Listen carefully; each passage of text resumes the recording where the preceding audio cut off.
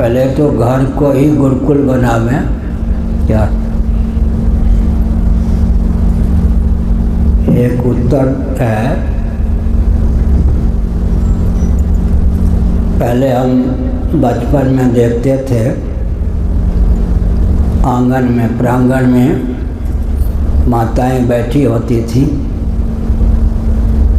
जो युवती सधवा देवी होती थी,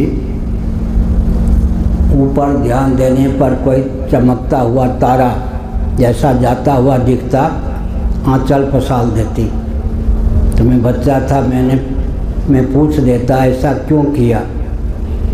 तो कहती थी कि तेजस्वी कोई जीवात्मा जा रही है, वो लाला होकर या लाली होकर प्राप्त हो। तो जैसे जंग आदि कालुष्य दोषों से विमुक्त लोहा को कदाचित सम्मुख सानुकूल गुरुत्व युक्त चुंबक का सानिध्य प्राप्त हो जाए तो लोहा सर्वतोभावेन चुंबक की ओर समाकृष्ट होता है। वैसे ही गृहस्थों में किसी जीव को लाला या लाली बनाने की क्षमता होती है। बहुत से जीव हैं जिनमें लाला या लाली बनने की क्षमता होती है। सनातन धर्म में तो बन सके तो जगदीश्वर को ही, जगत पिता को ही लाला बना लें, जगदीश्वरी को ही लाली बना लें। नहीं तो कम से कम कारक कोटि के व्यक्ति लाला लाली होकर आवें, योगा भ्रष्ट लाला लाली होकर आवें। तो जीवन को पुण्य हरि हेतु करण तप लागे। तो अपने जीवन में जब दिव्यता आती है तो उसी कोटि के परमात्मा या जीवात्मा को लाला लाली बनाने की क्षमता का भी उदय होता है। इसलिए तपोमय जीवन चाहिए। आई एम एक्सीडेंटल हिंदू कहने वाले भी नेता हुए या नहीं, ऐसा नहीं। तो इसमें सनातन धर्मियों को जो सौभाग्य प्राप्त है वो तो और किसी को नहीं, गृहस्थों को। वो चाहें तो जगदीश्वर को, माताएं चाहे तो जगदीश्वर की माता हो सकती हैं, जगदीश्वरी की माता हो सकती हैं, कारक कोटि के महान भावों की माता हो सकती हैं, योगा भ्रष्टों की माता हो सकती हैं, झांसी की रानी को जन्म दे सकती हैं, मीराबाई को जन्म दे सकती हैं।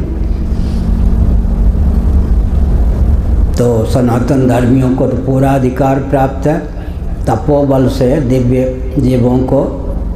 तो बचपन से अगर शिक्षा नीति और अध्यात्म के अनुकूल हो तो बच्चों में उसका प्रभाव पड़ता है, संस्कार पड़ता है। मैं तो दिल्ली का विद्यार्थी रहा हूँ, लेकिन माता पिता पालने वाले महानुभावों ने ढंग का संस्कार दिया। मेरा प्रभाव दिल्ली पर पड़ गया, दिल्ली का प्रभाव मुझ पर नहीं पड़ा। उन दिनों में 8 हायर सेकेंडरी स्कूल का प्रधानमंत्री था। दिल्ली पर मेरा प्रभाव पड़ा, दिल्ली का प्रभाव मुझ पर नहीं पड़ा। तो बचपन की शिक्षा हो, गर्भगत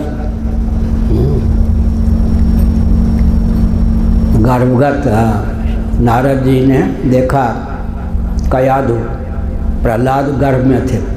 गर्भगत शिशु को लक्ष्य बनाकर भगवान की कथा सुनाते थे नारद जी। उसी का प्रभाव पड़ा कि प्रहलाद जी आत्मबम होकर प्रकट हुए। पिता भले ही हिरण्यकश्यप रहे हों, प्रहलाद में वो क्षमता कहाँ से आई? नारद जी के पास। कयाधु, प्रहलाद जी की माता का नाम था कयाधु। अपनी माँ के पेट में थे।